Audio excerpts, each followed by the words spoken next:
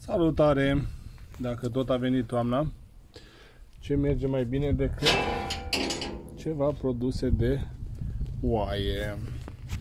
Dacă tot săptămâna trecută am făcut ceva pastramă de oaie, astăzi, din ce a rămas de la pastramă, am tocat și am pregătit un cârnaț de oaie, gătit destul de simplu: carne tocată, sare, piper, usturoi, cimbru, puțină boia iute și niște fulgi de chili. Asta e tot ce am pus. Și afumate cu crenguțe de vișin. Asta aveam prin curte. O să postăm și produsul final îndată ce e gata de afumat.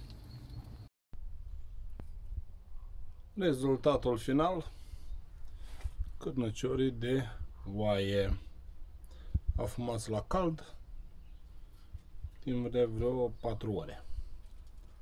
O temperatură chiar foarte mare, să nu curgă grăsimea din ei. Perfecție. Trebuie să testăm.